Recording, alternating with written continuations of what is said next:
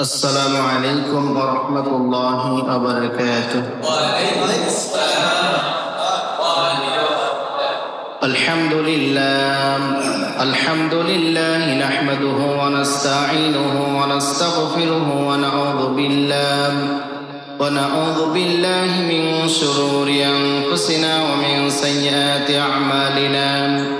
من يهده الله فلا مضل له ومن يضلل فلا هادي له. ونشهد أن لا إله إلا الله وحده لا شريك له. ونشهد أن سيدنا وحبيبنا ومولانا محمدا عبده ورسوله الذي أرسله بالحق بشيرا ونذيرا وداعيا إلى الله بإذنه وسراجا وقمرا منيرا. فقد قال الله تعالى في كلامه المجيد والفرقانه الحميد: أعوذ بالله من الشيطان الرجيم. بسم الله الرحمن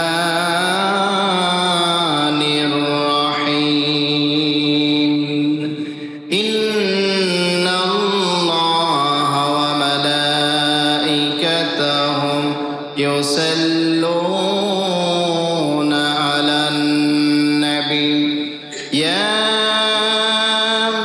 أيها الذين آمنوا صلوا عليه وسلموا تسليما. اللهم صل على محمد وعلى آل محمد كما صليت على إبراهيم وعلى آل إبراهيم إنك حميد مجيد. اللهم بارك على محمد وعلى آل محمد كما باركت على إبراهيم وعلى آل إبراهيم إنك حميد مجيد. لا إله إلا الله لا إله إلا الله.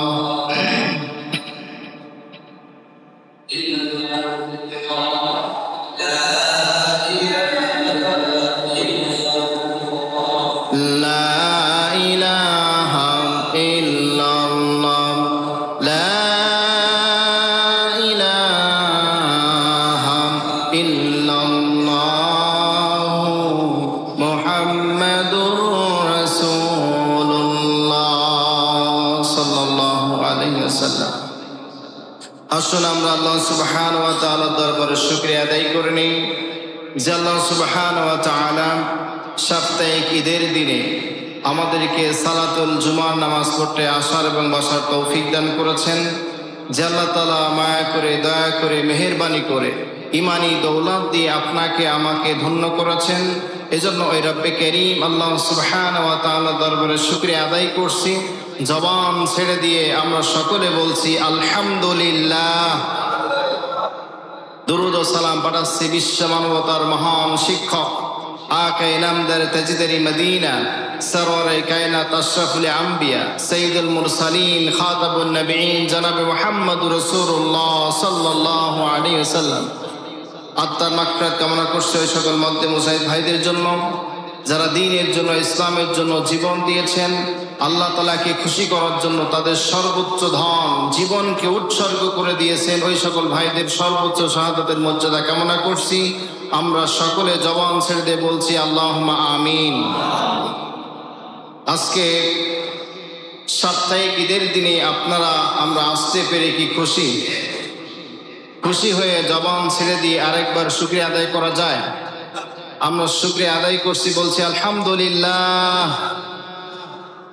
আল্লাহ তাআলার দয়া ছাড়া কেউ কি আমরা মসজিদে আসতে পেরেছি? সব কিছু কার দয়া? আল্লাহ। আল্লাহ সুবহানাহু ওয়া তাআলা কি বলছেন আমাদেরকে। আজকে আপনাদের সামনে আলোচনা করব জান্নাতে যাওয়ার 5টি সহজ উপায়। এই সম্পর্কে আজকে আপনাদের সামনে আলোচনা করা হবে। আল্লাহ তাআলা যেন আমাকে বলার এবং আপনাদের শোনার, জীবনে আমল করার তৌফিক দান করেন, আমিন।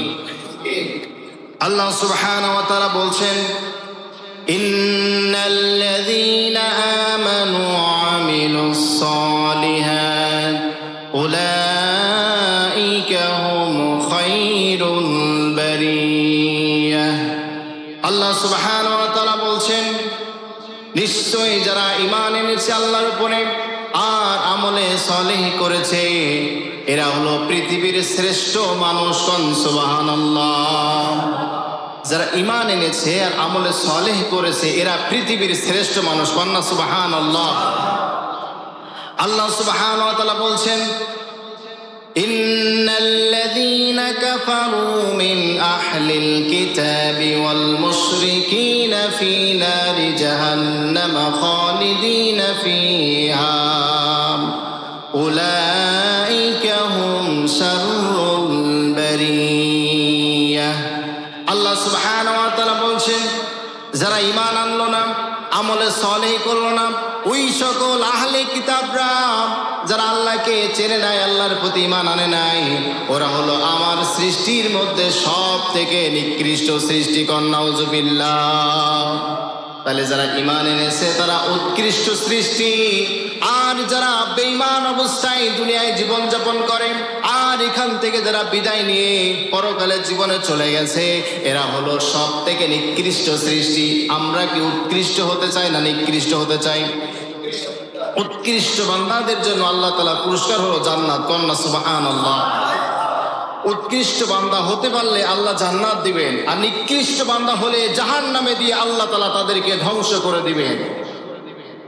আল্লাহ সুবহানাহু ওয়া তাআলা বলছেন, ইন্না হাদাইনাহুস সাবিলা ইম্মা শাকিরা ওয়া ইম্মা কাফুরা।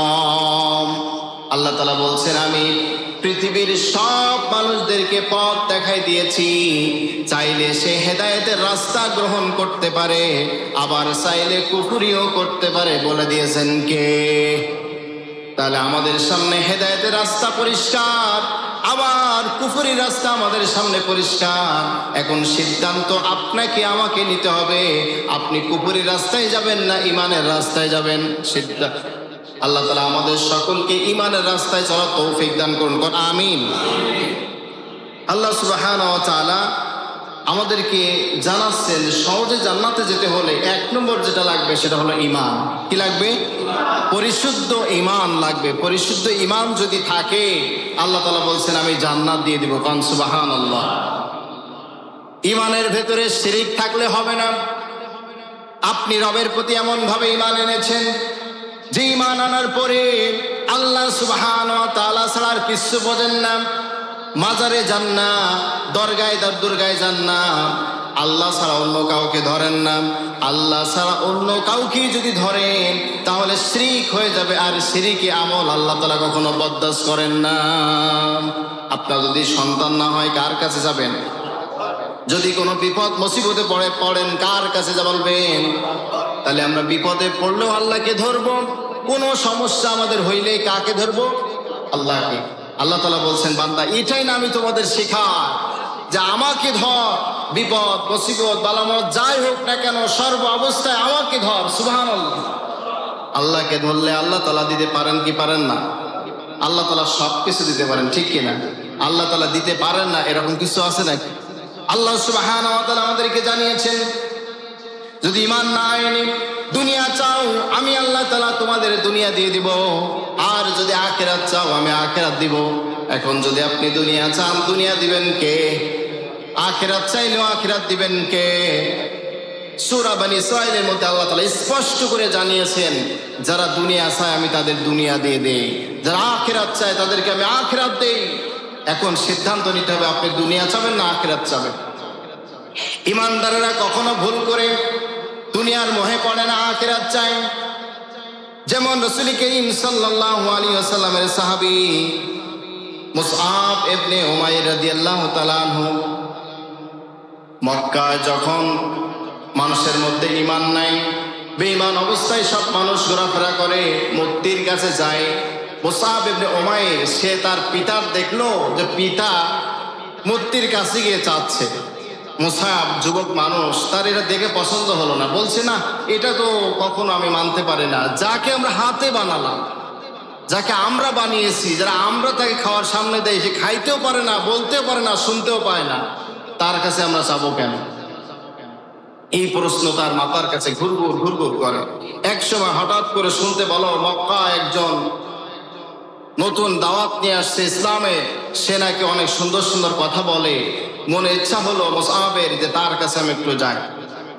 মুসআব ইবনে উমাইর কাল বিলম্ব করলেন না মোটেও, দৌড়াই চলে গেলেন মুহাম্মদ সাল্লাল্লাহু আলাইহি সাল্লামের কাছে।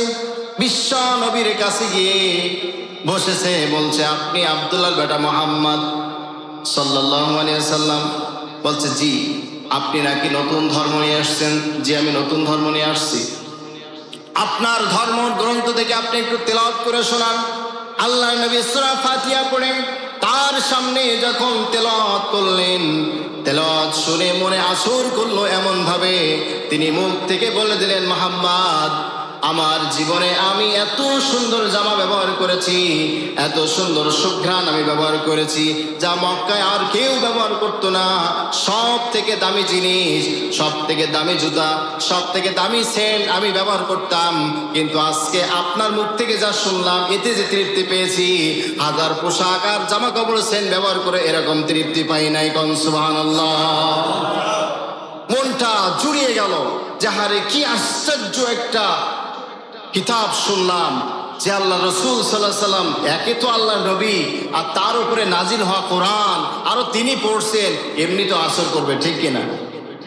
বিশ্ব নবীর চেহারা দেখে আকৃষ্ট হয়ে গেলেন এক নম্বরে। দুই নম্বরে তার তেলাওয়াত শুনে অবাক হয়ে গেলেন, আশ্চর্য কিতাব শুনলাম আজকে, এইরকম কিতাব আমি কখনো শুনি নাই। মুহাম্মদ, আর আমি দেরি করতে চাই না, আমি বুঝতে পেরেছি আপনি আল্লাহর পক্ষ থেকে আল্লাহর নবী। আর দেরি করেন না, আমাকে কালেমা পড়ায় দেন, লা ইলাহা ইল্লাল্লাহু মুহাম্মাদুর রাসূলুল্লাহ সাল্লাল্লাহু আলাইহি ওয়াসাল্লাম। মুসআব ঈমান এনে নিলেন। তখন মক্কার অবস্থা এত খারাপ, প্রকাশ্যে ঈমানের ঘোষণা দেওয়ার কোনো সুযোগ নাই। গোপনে গোপনে ইসলামের দাওয়াত চলতো, আর গোপনে গোপনে ঈমান এনে সব গোপনে থাকতো। সুবহানাল্লাহ, কি কঠিন পরিবেশ ছিল তখন। এই কঠিন পরিবেশে মা মুশরিকা, বাবা মুশরিকা, ভাই মুশরিক, সব পরিবারের সদস্য মুশরিক। একজন ঈমান এনেছে মুসআব, কারোর সাথে বলে না। প্রতিদিন রাত হয় আর তেলাওয়াত করতে থাকে, প্রতিদিন রাত হয় তেলাওয়াত করে। সুবহানাল্লাহ, সূরা তেলাওয়াত করে আর অন্তরটা এত জড়িয়ে যায়, যাহারে এর থেকে শান্তি আর আমি কখনো পাই নাই। সুবহানাল্লাহ। কোরআনের উপরে আকর্ষণ পৃথিবীতে আর কিছু আছে? কোরআন তেলাওয়াত যখন কারি সাহেবরা তেলাওয়াত করে, বিশ্ব যেন থমকে যায় যে কি তেলাওয়াত হচ্ছে। আল্লাহ রাব্বুল আলামিন এই কোরআনুল কারীম তেলাওয়াতের মাধ্যমে তার মন আকৃষ্ট করে দিলেন। একদিন দুই দিন যেতে না যেতে মায়ের কানে পৌঁছায় গেল। মা শুনতে পেল তোমার সন্তান মুসআব ঈমান এনেছে মুহাম্মাদের কাছ থেকে। এই কথা জানার পরে মা বলছে, ও মুসআব, আমার কলিজার টুকরা সন্তান, তোর পিতার কোনো সম্পদের অভাব নাই, টাকা পয়সার অভাব নাই, ধন দৌলতের অভাব নাই, যা চাইছি তুই তখন তাই পেয়ে গেছিস, তোর কোনো কিছুর অভাব অনাটন আমরা দেখাই নাই। এত সম্পদ ছিল, শিল্পপতি ছিল ওই সময় মক্কায়, তার উপরে ধনাঢ্য ব্যক্তি আর কেউ ছিল না। তার পিতার এত সম্পদ ছিল। বাবা, তুমি কেন গরিব মানুষ মুহাম্মাদের কাছে গিয়ে ঈমান আনলে? তোমার বাপ দাদার ধর্মে কেন চুনকালি লাগালে? এই কাজটা কেন করলে? তখন মুসা বলছে, মা তুমি জানো না, তোমরা মুশরিকা, তোমরা যাকে ডাকো আমি তাকে ডাকি না, আমি যাকে ডাকি তোমরা তাকে ডাকো না। আর আমি মুহাম্মাদের দরবারে যে ঈমান এনেছি, ওই ঈমান থেকে আমি এক চুল পরিমাণ সরে দাঁড়াতে পারবো না। আল্লাহু আকবার। ঈমান থেকে আর সরবে না। মা বলছে, বাবা আমি এবার তোমার প্রতি কঠোর হতে বাধ্য হলাম। মা তাকে ঘরবন্দি করলেন, ঘরের ভেতরে বন্দি করে রাখলেন। যদি মুহাম্মাদের কাছ থেকে ফিরে না আসো, ঈমান যদি না ছাড়ো, ঘর থেকে আর বাইরে বের করবো না। এভাবে একদিন দুই দিন গেল, মুহাম্মদ সাল্লাল্লাহু আলাইহি সাল্লামের কাছে আসতে পারে না। এভাবে সপ্তাহ চলে গেল, মাস চলে গেল। হঠাৎ করে একদিন সন্তানকে ছেড়ে দিয়েছে, মুসাবকে ঘর থেকে একদিন ছেড়ে দিয়েছে। ছেড়ে দেওয়ার সাথে সাথে দৌড়ায় মুহাম্মদ সাল্লাল্লাহু আলাইহি সাল্লামের দরবারে চলে আসছে। কোন সুবহানাল্লাহ। মুহাম্মাদের কাছে এসে বলছে, ইয়া রাসূলুল্লাহ, ইয়া সাল্লাল্লাহু আলাইহি ওয়াসাল্লাম, আপনার দরবারে আমি এসেছি, এখান থেকে আর আমি ফিরে যেতে চাই না। আমি ছিলাম বন্দি, মা আমাকে বন্দি করেছিল, আমাকে মেরেছে, আমাকে কষ্ট দিয়েছে, আমার উপরে জুলুম করেছে। এরপরে মায়ের সামনে বলে এসেছি, মা যত কষ্ট দেওয়ার যাই করো না কেন, ইমান থেকে এক চুল পরিমাণ আমি সরে যাব না। আল্লাহু আকবার। ইমান ছাড়বে না, ইমান ছাড়বে না। বলছে, মুহাম্মদ সাল্লাল্লাহু আলাইহি ওয়াসাল্লাম, আপনার কাছে এসেছি, এখান থেকে আর আমি এক চুল পরিমাণ সরতে চাই না। আপনার কাছে আমি থাকতে চাই, আপনার কাছে থাকতে চাই, আপনার দরবার থেকে আমি আর যেতে চাই। সুবহানাল্লাহ। বিশ্বনবী দেখলেন মক্কার অবস্থা খুব ভালো না, মক্কার উত্তপ্ত অবস্থা, সাহাবীদেরকে ধরছে আর মারতেছে। কি মার দেয়, মারতে মারতে সাহাবীদেরকে বেহুশ করে ফেলে। এই অবস্থায় দেখে নবী করিম সাল্লাল্লাহু আলাইহি সাল্লাম বললেন, ও আমার সাহাবীরা, হাবশায় চলে যেতে হবে। কিছু সাহাবীদেরকে হাবশায় পাঠিয়ে দিলেন নিরাপত্তার জন্য। তার ভিতরে মুসআব ইবনে উমাইর ছিল। সুবহানাল্লাহ। মুসআব ইবনে উমাইর চলে গেল হাবশায়। একদিন দুই দিন তিন দিন করতে করতে দিন চলে যায়, কিন্তু ওই যে মনের খোরাক, অন্তরের খোরাক, মুহাম্মদ সাল্লাল্লাহু আলাইহি সাল্লাম, মুহাম্মদকে না দেখলে ভালো লাগে না। এই অভ্যাসটা তার হয়ে গেছে, এখন আর ভালো লাগে না। হাবশায় চলে আসছে। হাবশা থেকে চলে এসে বলছে, ইয়া রাসূলুল্লাহ সাল্লাল্লাহু আলাইহি সাল্লাম, আপনাকে না দেখে আমি হাবশায় থাকতে পারি না, আমি আপনার দরবারে থাকতে চাই, আর আপনি যেটা আমার জন্য সিদ্ধান্ত নেবেন সেটাই আমি মেনে নেব। কোন সুবহানাল্লাহ। এই অবস্থায় মদিনা মুনাওয়ারা থেকে কিছু সাহাবী আসলেন আল্লাহ নবীর কাছ থেকে জ্ঞান নেওয়ার জন্য, শিক্ষা গ্রহণ করার জন্য। তারা শিখে শিখে মদিনায় যায় আর দাওয়াতি কাজ করে। এক পর্যায়ে তারা বললেন, ইয়া রাসূলুল্লাহ সাল্লাল্লাহু আলাইহি ওয়াসাল্লাম, আপনি আমাদের সাথে একজন মুআল্লিম দেন, একজন শিক্ষক আমাদের সাথে দেন। আল্লাহ নবী বললেন, ঠিক আছে, আমি একজন শিক্ষকের ব্যবস্থা করছি। সামনে বসে আছে হযরত ওমর, হযরত আবু বকর, হযরত ওসমান, হযরত আলী, হযরত আব্বাস ইবনে আব্বাস রাদিয়াল্লাহু তাআলা আনহুম, এই সকল সাহাবীরা বসে আছে। এর মধ্যে মুসআব ইবনে উমাইরকে ডাকলেন, ডেকে বললেন, ও মুসআব ইবনে উমাইর, তুমি দাঁড়িয়ে যাও, তুমি মুআল্লিম হিসেবে মদিনা মুনাওয়ারায় চলে যাও। সুবহানাল্লাহ। মদিনায় গিয়ে ইসলামের দাওয়াত দিবে, কোরআনের সঠিক তথ্যগুলো তুলে ধরবে, জান্নাতের কথাগুলো বলবে, জাহান্নামের কথাগুলো বলবে, মানুষদেরকে তাওহীদের দাওয়াত দিবে। মুসআব ইবনে উমাইর চলে গেলেন মদিনা মুনাওয়ারায়, সেখানে গিয়ে দাওয়াতি কাজ শুরু করেছে। সুবহানাল্লাহ। একদিন দুই দিন তিন দিন দাওয়াতি কাজ করতে করতে করতে মানুষের শতাধিক মানুষকে দাওয়াত দিয়ে ফেললো এবং তার কাছে বায়াত গ্রহণ করে নিল। সুবহানাল্লাহ। সমানই তার হাতে এসে মুসলমান হয়। মুসআব ধনাঢ্য পরিবারের সন্তান ছিল, পোশাক ভালো ছিল, জামা কাপড় ভালো, জুতা ভালো, তার চেহারা ভালো, তার মুখের বাক্যগুলো সুন্দর ছিল। তার বাক্যগুলো শুনে সমানই মানুষ তার কাছে আসে আর বায়াত গ্রহণ করে নেয়। কোন সুবহানাল্লাহ। অনেক সম্মানিত সাহাবী যারা আমাদের হৃদয়ের স্পন্দন, এমন অনেক সাহাবী তার হাতে কালেমা গ্রহণ করে মুসলমান হয়ে গেছিল। সুবহানাল্লাহ। এক পর্যায়ে মুসআব বলছে, ও রাসূলের সাহাবীরা শোনো, আমাকে তোমরা যা দেখেছো, আমার থেকে শতগুণে একজন ভালো মানুষ তোমাদের কাছে আসতে চাই। যাকে তোমরা না দেখে নবী বাণী মেনে নিয়েছো, সে তোমাদের কাছে আসতে চাই। তোমরা তাকে কেমনে গ্রহণ করবা? আর দেরি করা যাবে না, মুহাম্মদকে মক্কায় থাকতে দেব না আমরা। মুহাম্মদ সাল্লাল্লাহু আলাইহি ওয়াসাল্লামকে এখন সিদ্ধান্ত নিয়েছি, আমরা মদিনা মুনাওয়ারায় নিয়ে আসবো। তোমরা কি বলো? সব সাহাবীরা বলে, আমরা রাজি। কয়েকজন সাহাবী বলছে যে, মুসআব রাদিয়াল্লাহু তাআলা আনহু যেনাকে নিয়ে আসতে যাচ্ছেন মুহাম্মদ সাল্লাল্লাহু আলাইহি ওয়াসাল্লাম, তিনি কি আপনার থেকে ভালো? চিন্তা করেছেন ব্যবহার, কি ব্যবহার করেছে তাদের সাথে। মুসআব রাদিয়াল্লাহু তাআলা বললেন, আমি আর কেমনে ব্যবহার করেছি? যার কাছ থেকে শিখে আমি তোমাদেরকে দাওয়াত দিলাম, সেই আমার শিক্ষক মুহাম্মদ রাসূলুল্লাহ সাল্লাল্লাহু আলাইহি ওয়াসাল্লাম। সুবহানাল্লাহ। এবার সব মানুষদেরকে প্রস্তুতি গ্রহণ করিয়ে নিলেন। আর দেরি করা যাবে না, মুহাম্মদ সাল্লাল্লাহু আলাইহি ওয়াসাল্লাম এখন মদিনায় আসবে।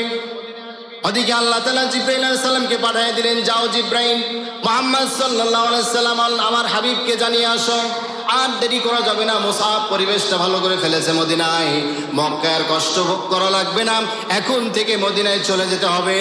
মক্কার মার খাওয়া লাগবে না, চলে যেতে হবে মদিনায়। তাকে দ্রুত সিদ্ধান্ত নিতে বলো, গুছিয়ে নিতে বলো। এই অবস্থায় মদিনা মুনাওয়ারায় শিশু, কিশোর, যুবক, আবাল, বৃদ্ধ সব প্রস্তুত হয়ে গিয়েছে আল্লাহর নবীকে বরণ করে নিবে। তাই সুবহানাল্লাহ। তাহলে কেমনে ওয়াজ করেছিলেন মুসআব রাদিয়াল্লাহু তাআলা আনহু, যার ওয়াজ শুনে যিনি এখনো আসেন না, আসার আগে সব মানুষ প্রস্তুতি নিয়েছে। সুবহানাল্লাহ। আল্লাহর নবী মক্কা থেকে মদিনা মুনাওয়ারায় আসলেন। মদিনায় এসে দেখে পরিবেশটা কত সুন্দর, তিনি মদিনায় স্টেট কায়েম করলেন। এদিকে কাফেররা তো আর বসে থাকে না, কাফেররা দিন যত যায় কাফেরদের অন্তরে জ্বালা পোড়া লেগে যায়, মুহাম্মদকে ধ্বংস করতে হবে। যেখানে যান সেখানে দেখবেন ইসলামের উপর আঘাত আছে না নাই? ইসলাম পছন্দ করতে পারে না, মানব রচিত ধর্মগ্রন্থ পছন্দ করতে পারে, কিন্তু ইসলাম পছন্দ করতে পারে না এমন মানুষ আছে না নাই? সেই সময় মক্কায় এমন অনেক মানুষ ছিল যারা মুহাম্মদের ধর্ম পছন্দ করতো না। এক পর্যায়ে তারা সিদ্ধান্ত নিল মুহাম্মাদের বিরুদ্ধে আমরা জিহাদ করব, যুদ্ধ করব, মুহাম্মদকে হত্যা করব, কতল করব। এই সিদ্ধান্ত নিয়ে বদরের প্রান্তর তৈরি হয়ে গেল। বদরের প্রান্তরে আল্লাহর নবী সেনা প্রধানের দায়িত্ব ভূমিকা পালন করলেন। মুসআব ওই জিহাদে অংশগ্রহণ করলেন। জিহাদ করে 70 জন কাফেরদেরকে বন্দী করলেন। ওই কাফেরদের মধ্যে তার ভাইও বন্দী হয়ে গেছিল। আবু আজিজ ইবনে উমাইর, তার ভাই বন্দী হয়ে গেছে, দেখছে ভাইকে বাধা হচ্ছে। মুসআব ইবনে উমাইর বলছে যে যাকে তোমরা বাঁধছো তাকে শক্ত করে বাঁধো। তখন বলছে, ভাই তুমি তো আমার ভাই, আমাকে শক্ত করে বাঁধতে বলো কেন? আমাকে নরম করে বাঁধতে বলো। বলছে, আমি কোনো ভাই চিনি না। ভাই হলো যে ব্যক্তি যে আমার সাথে কালেমা গ্রহণ করেছে, কালেমার ভাই ওইটাই আমার ভাই। কোন সুবহানাল্লাহ। তাহলে ভাই হলো কালেমার ভাই, যার ভেতরে ঈমান নাই সে আমার ভাই নয়। আমার ভাই হলো সেই যে ঈমান এনেছে আল্লাহর উপরে, সে আমার ভাই। কোন সুবহানাল্লাহ। বলছে যে ও আমার ভাই, তুমি যেভাবে তাকে বাঁধছো তার থেকে আরো কঠিন করে বাঁধো, যাতে করে সে পকশায় যেতে না পারে, দেওয়া যেতে পারে, সেজন্য ছেড়ে না যেতে পারে, এমন শক্তভাবে তাকে বেঁধে রাখ। 70 জন সাহাবী বেঁধে আল্লাহ নবীর সামনে হাজির করলেন। এই বদরের যুদ্ধে আল্লাহ রাব্বুল আলামিন মুসলমানদেরকে বীর বিক্রমের মতো করে বিজয় দান করলেন। সুবহানাল্লাহ। অল্প জিহাদ 313 জন আর 1000 বিরুদ্ধে জিহাদ করে বিজয় দিলেন কে? ওই আল্লাহ কি আজও বিদায় দিতে পারেন কি পারেন না? ওই আল্লাহর কি এখনো শক্তি আছে? তিনি এখনো চাইলে মুসলমানদের হাতে মসনদ দান করতে পারেন, ঠিক কিনা? আমার প্রিয় ভাইরা, বদরের যুদ্ধ চলে গেল, উহুদের যুদ্ধ আসলো। উহুদের যুদ্ধে আল্লাহর নবী সেনাবাহিনীর সেনা প্রধান হয়ে গেলেন। সেনা প্রধান স্বয়ং মুহাম্মদ রাসূলুল্লাহ সাল্লাল্লাহু আলাইহি ওয়াসাল্লাম। আর ইসলামের ঝান্ডা, ইসলামের পতাকাটা আল্লাহর নবী বললেন আমার হাতে থাকবে না, মুসআব ইবনে উমাইরের হাতে আমি দিয়ে দিলাম। কোন সুবহানাল্লাহ। মুসআবের হাতে ইসলামের পতাকা, সে ডান হাতে এভাবে ধারণ করে জিহাদের ময়দানে ঝাঁপিয়ে পড়েছে। সুবহানাল্লাহ। এই যুদ্ধে মুসলমানদের সাময়িক সময়ের জন্য পরাজয় বরণ করেছিলেন। এই যুদ্ধে যখন দেখা গেল আল্লাহর নবীর উপরে কাফেররা আক্রমণ করছে, মুসআব বুক পেতে দিলেন। বুক পেতে দিয়ে বলছে, তোমাদের এখন তীর যা মারতে চাও আমার বুকে মারো, আল্লাহর নবীর গায়ে মারতে দিব না। সুবহানাল্লাহ। কি ঈমান! শহীদ হব কিন্তু আল্লাহর নবীর গায়ে একটা তীর মারতে দেব না। এরকম ঈমান, এরকম শক্তিশালী ঈমান আমাদের প্রয়োজন আছে না নাই? আল্লাহর নবীকে সেভ করলেন। এক পর্যায়ে এক কাফের এসে মুসআব রাদিয়াল্লাহু তাআলার হাতে ডান হাতে কোপ মারলেন। ডান হাতটা কেটে ছিঁড়ে পড়ল। বাম হাতে কালেমার পতাকা ধরে উঁচু করে রেখেছে। বাম হাতে কোপ মারলেন, বাম হাতও কেটে পড়ে গেল। এবারে হাত কাটা বাহু দিয়া বুকের সাথে কালেমার পতাকা চাপটাই ধরে রেখেছে। কালেমার পতাকা ধরে রেখে বলছে, ও রাসূলের সাহাবীরা শোনো, হয়তোবা আমি আর বাঁচবো না, আমার হয়তোবা মৃত্যু হয়ে যাবে, আমি হয়তোবা শহীদ হতে যাচ্ছি। আল্লাহর নবীকে জানাই দিও আমি শেষ সময় পর্যন্ত কালেমার পতাকা উঁচু করে রেখেছিলাম। কোন সুবহানাল্লাহ। এই অবস্থায় শহীদ হয়ে গেলেন আল্লাহর নবী। সব সুহাদা সাহাবীদেরকে নিয়ে দেখছেন কে কে শহীদ হয়েছে। এক পর্যায়ে দেখে আমার মুসআব শহীদ হয়ে গেছে। আল্লাহর নবী খুব বেশি ভালোবাসতেন মুসআবকে। মুসআব রাদিয়াল্লাহু তাআলাকে বললেন, ও মুসআব, তুমি তো আল্লাহ তাআলা ডাকে সাড়া দিয়েছো। আল্লাহর কাছে আমি ফরিয়াদ করি, আল্লাহ যেন তোমার সাথে আমার জান্নাতে দেখা করায় দেয়। সুবহানাল্লাহ। সব লাশদেরকে দাফন করা হচ্ছে। দাফন করতে করতে এক পর্যায়ে মুসআব ইবনে উমাইরের লাশ দাফন করতে হবে। কাপড় আর বেশি নাই, অল্প একটু কাপড় আছে। মাথা ঢেকতে গেলে পা খালি হয়ে যায়, আর পা ঢেকতে গেলে মাথা বের হয়ে যায়, আবার মাথা ঢেকতে গেলে পা বের হয়ে যায়, পা ঢেকতে গেলে মাথা বের হয়ে যায়। এত সংকট, অথচ এক সময় মক্কার সব থেকে দামি দামি পোশাকগুলো মুসআব পরতো।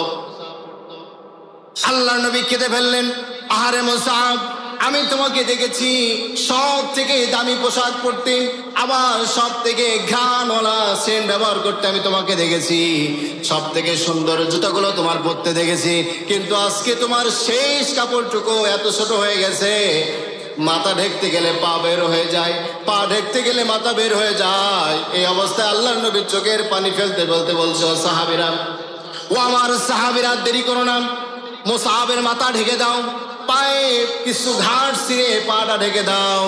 পাটা ঢেকে কবর দিয়ে কবরস্থ করার পর আল্লাহ নবী হাত উঠে দোয়া করছেন, আল্লাহ, মুসআবের উপরে আমি সন্তুষ্ট ছিলাম, তুমিও সন্তুষ্ট হয়ে যাও, আর মুসআবকে আমার সাথে জান্নাতে দেখা করার ব্যবস্থা করে দিও। কোন সুবহানাল্লাহ।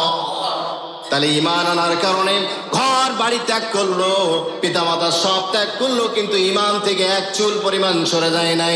এজন্য আমাদের সিদ্ধান্ত নিতে হবে, ঈমান থাকবে না জীবন থাকবে। জীবনের দাম বেশি না ঈমানের দাম বেশি? জীবন যায় যাবে, কিন্তু ঈমানকে যেতে দেওয়া যাবে না। এই সিদ্ধান্ত আমাদেরকে নিতে হবে, কারণ আমরা ঈমান এনেছি কার উপরে? তাহলে জান্নাতে যেতে হলে 1 নম্বর পরিশুদ্ধ আমল লাগবে, ঈমানকে পরিশুদ্ধ করতে হবে, ঈমানকে মজবুত করতে হবে। ঈমানকে এমন মজবুত করতে হবে, পৃথিবীর যত রক্তচক্ষু আছে সব যদি আপনার সামনে দেখানো হয়, এরপরে কাফের মুশরিকদের দিকে তাকাবেন না, তাকাবেন কার দিকে? ভয় রাখবেন কার? আল্লাহর ভয় ছাড়া মানুষের ভয় যদি আপনি করেন, আপনার ভেতরে মানুষের ভয় আল্লাহ ঢোকায় দেবেন। তখন কেউ যদি একটু হা করে, আপনি চিতে পড়বেন। আর যদি রবকে কেউ ভয় করে, পৃথিবীর সব রক্তচক্ষু যদি তার দিকে ফেলানো হয়, তারপর এক চুল পরিমাণ সে ভয় পাবে না, ঠিক কিনা? এজন্য আমাদেরকে সিদ্ধান্ত নিতে হবে, যুবকদেরকে সিদ্ধান্ত নিতে হবে, টেকনাফ থেকে তেতুলিয়া, রূপসা থেকে পাটুরিয়া পর্যন্ত ইসলামের পতাকা আমাদেরকে পথ পথ করে উড়াতে হবে। এতে যত রক্তচক্ষু আছে, যাই দেখানো হোক না কেন, ভয় পাওয়া যাবে না, ঠিক কিনা? আমাদেরকে সিদ্ধান্ত নিতে হবে। রাজি আছেন তো সকলে ইনশাআল্লাহ? আল্লাহ রাব্বুল আলামিন আমাদের ঈমানকে মজবুত করে দিন, কোন আমিন।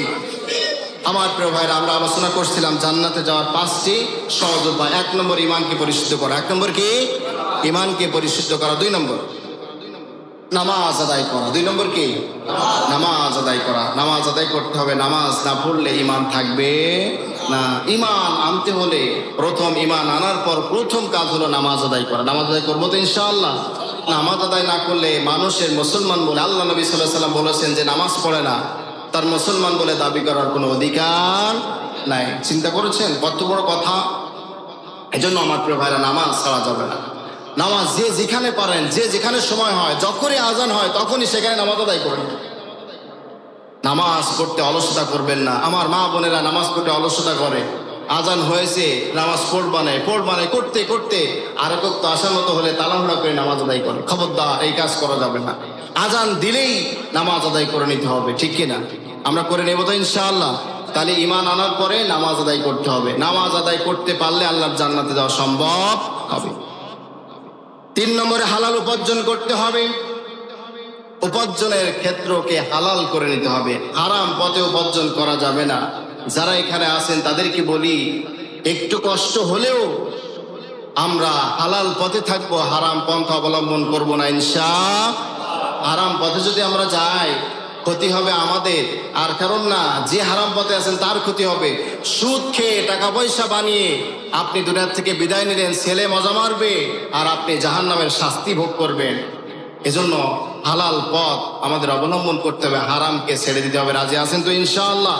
হালালেই বরকত, হারামে কোনো বরকত নাই।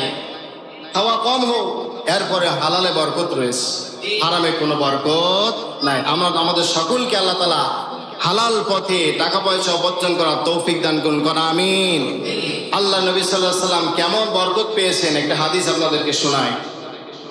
আল্লাহ নবী সাল্লাল্লাহু আলাইহি সাল্লাম আসহাবে সুফার সাহাবীদেরকে ক্ষুধার্ত ৮২ জন, ৮০ থেকে ৮২ জন সাহাবী, তারা আসহাবে সুফা মসজিদে নববীর পাশে একটা জায়গা, সেখানে তারা অবস্থান করত, সেখানে লেখাপড়া করত, কোরআন শিখত, কোরআন পড়ত। এই সকল সাহাবীরা, তাদের ঘর নাই, সংসার নাই, পরিবার পরিজন কিছু ছিল না, খাওয়া দাওয়া ঠিকঠাক মতো তাদের হয় না। এই অবস্থায় একদিন, ২ দিন, ৩ দিন, ১ সপ্তাহ চলে গেছে, কারণ কিছু খাওয়া দাওয়া পায় নাই, কোনো খাবার পায় নাই। কেউ যদি, কোনো ব্যক্তি যদি আসহাবে সুফফায় কিছু হাদিয়া পাঠাতেন, সেই হাদিয়াগুলো তারা ভাগ্য করে খাইতো। তাদের ঘর নাই, পরিবার নাই, পরিজন নাই, কেউ নাই, তারা মসজিদে নববীতে অবস্থান করতেন।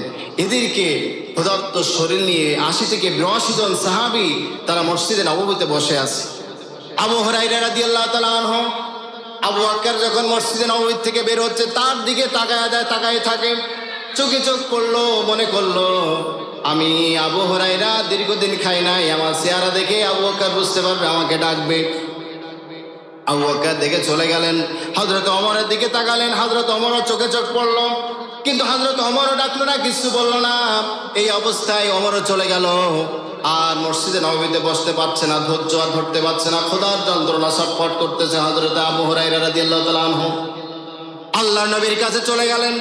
আল্লাহর নবীর কাছে গিয়ে যখন দাঁড়িয়েছে, দেখে দূর থেকে একজন ব্যক্তি ১ মশক দুধ নিয়ে আল্লাহর নবীর কাছে এসে হাজির হয়েছে। মনে মনে আবু হুরায়রা ভাবতেছে যে হারে, দীর্ঘ ৩ দিন যাবত আমি খাই নাই, আজকে এই দুধ আমাকে তো আল্লাহর নবী না দিয়ে খাবে না, যতটুকু পাবো অতটুকু খেয়ে তো আমার তৃপ্তিটা ভরে ফেলবো। সুবহানাল্লাহ।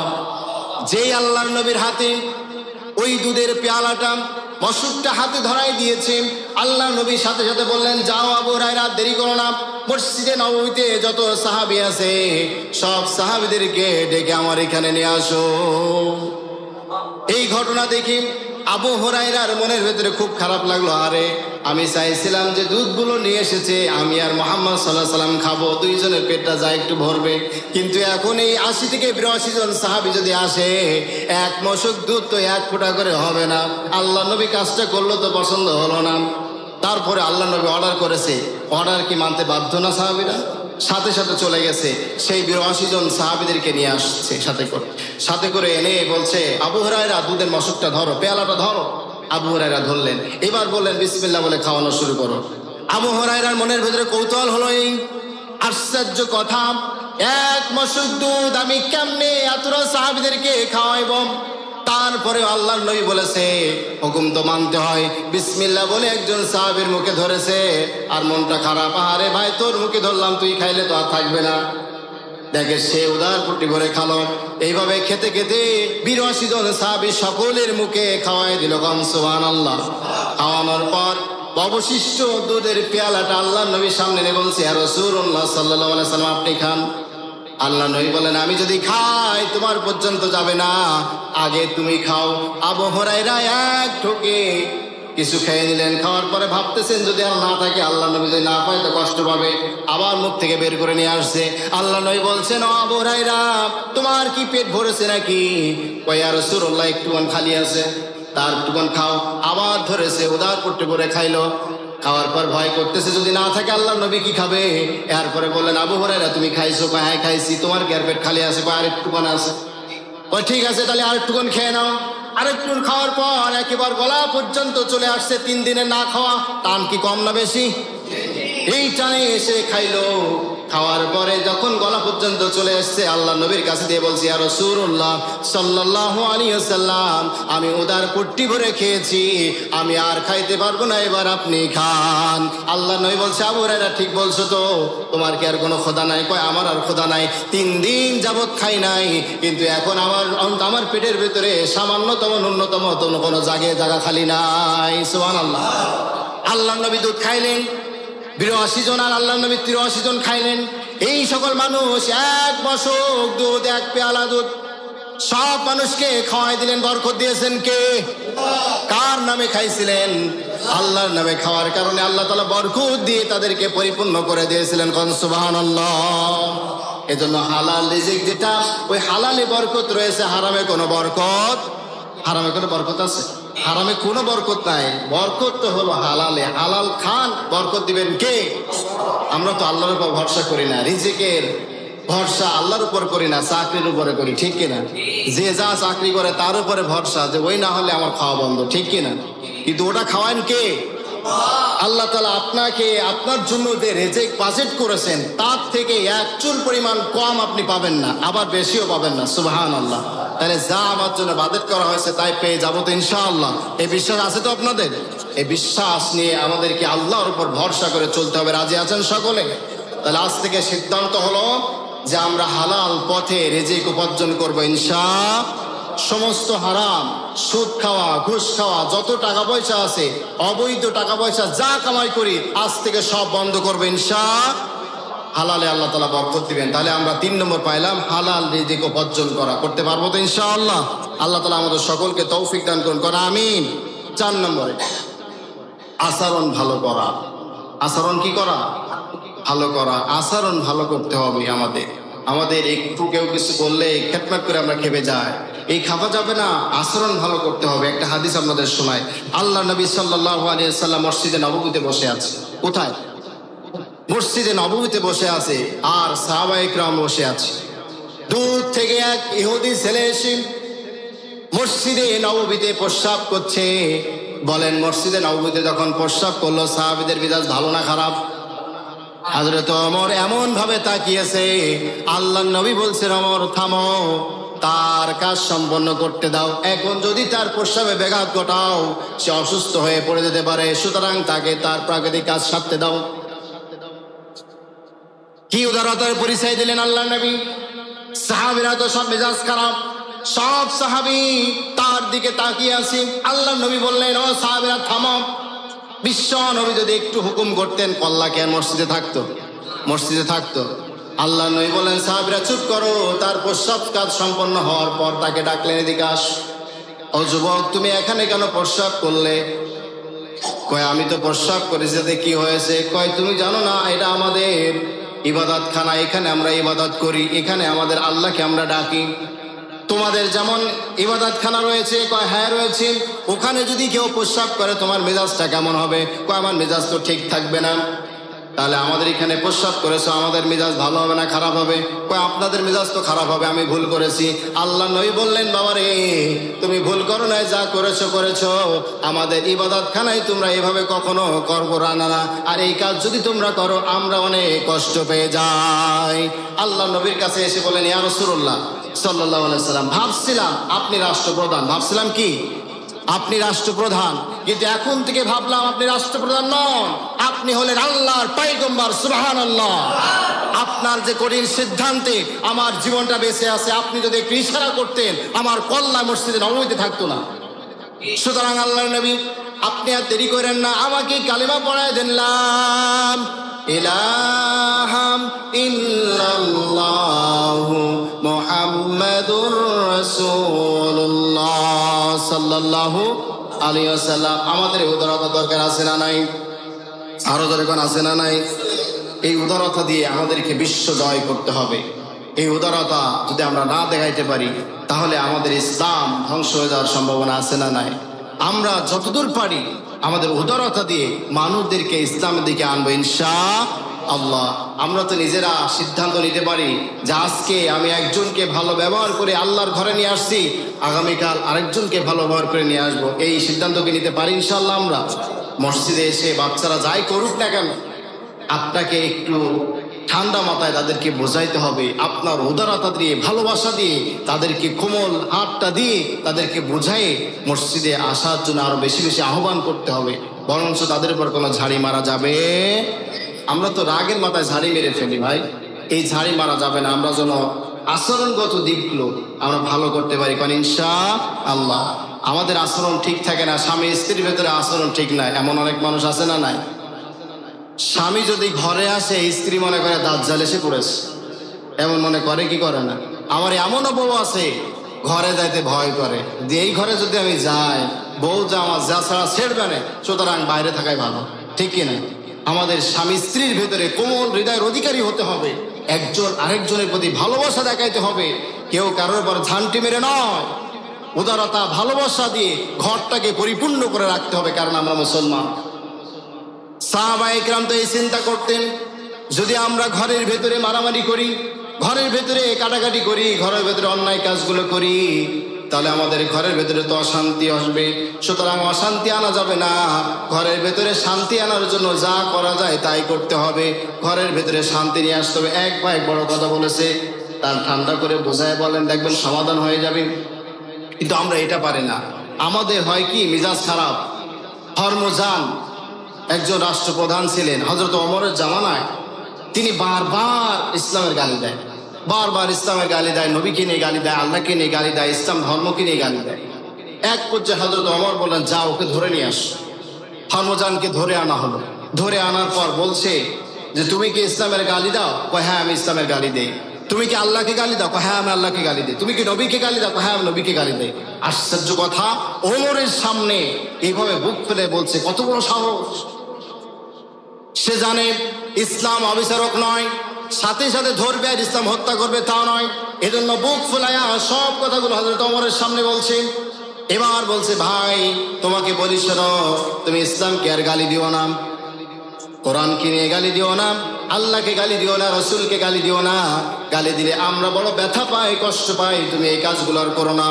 বলছে, ঠিক আছে আর করবো না। চলে গেছে আবার তার রাজ্যে। সেখানে গিয়ে আবার গালিগালাজ শুরু করেছে।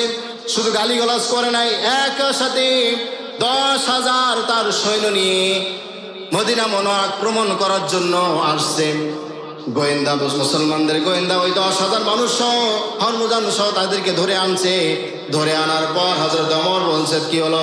তোমাকে না বলছি গালি দিবা না, তাও গালি দিলে কেন? কয়, আমি গালি দিলাম এজন্য আমার ভালো লাগে ইসলামকে গালি দিতে। আমি তোমাদের ধ্বংস করতে চাই, মুসলমান পৃথিবীতে রাখবো না, তাই আমি এগুলো করি। হযরত ওমর ঠান্ডা মাথায় বলছে, ভাই আবারও তোমাকে বলছি, তুমি তোমার ধর্ম নিয়ে থাকো, আমরা তো তোমার ধর্ম নিয়ে গালি দেই না, তুমি কেন আমাদের ধর্ম নিয়ে গালি দাও? যাও, তোমার ধর্ম নিয়ে আমরা গালি দিব না, তুমিও আমাদের ধর্ম নিয়ে গালি দিবা না। এই বলে আবার ছেড়ে দিয়েছে। মুসলমান সৈন্যরা তাকে আবার সে তার গন্তব্যে পৌঁছায় দিয়েছে।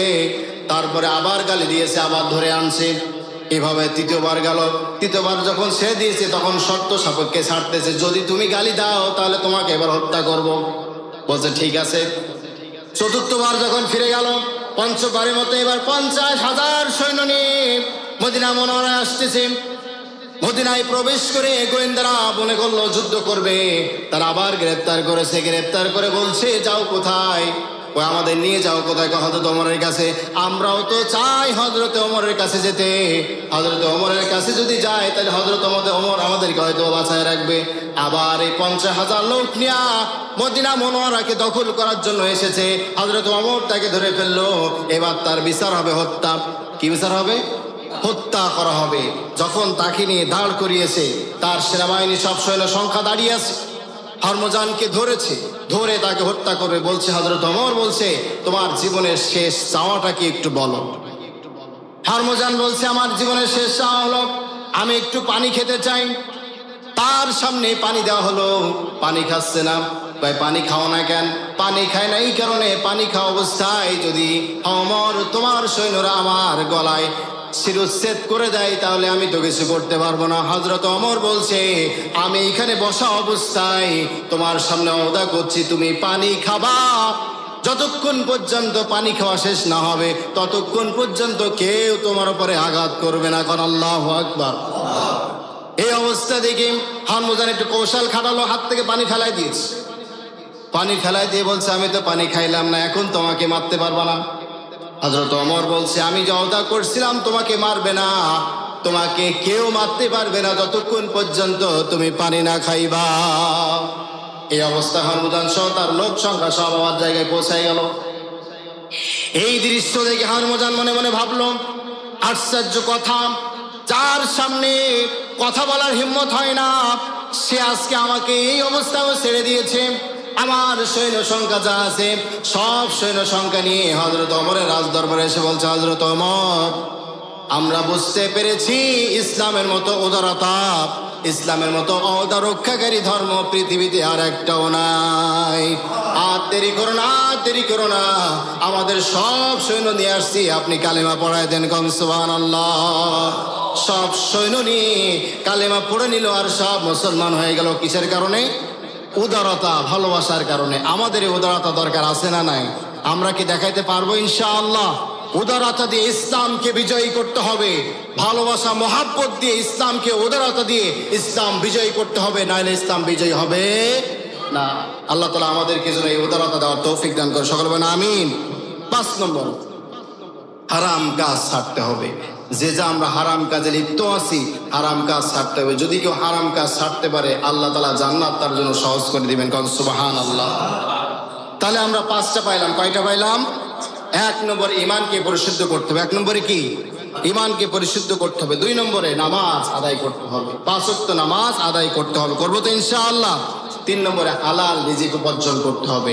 4 নম্বরে আচরণ ভালো করতে হবে, আচরণ ভালো করতেই হবে। 5 নম্বরে হারাম কাজ সব বর্জন করতে হবে। আমরা যা হারাম কাজ করি, জেনা, ব্যভিচার, সুদ, ঘুষ, মদ, জুয়া, যা কিছু করি আমরা সব কিছু ছেড়ে দেব। কার জন্য? আরো জোরে কোন, কার জন্য? আল্লাহর জন্য আমরা সব ছেড়ে দেবো ইনশাআল্লাহ। আল্লাহ তাআলা যেন আমাদের সকলকে এই 5টা কাজ সুন্দরভাবে আমল করার তৌফিক দান করে, সকল বলেন আমিন। আমাদের সকলকে যেন ইসলামের জন্য, কোরআনের জন্য কবুল করেন, সকল বলেন আমিন।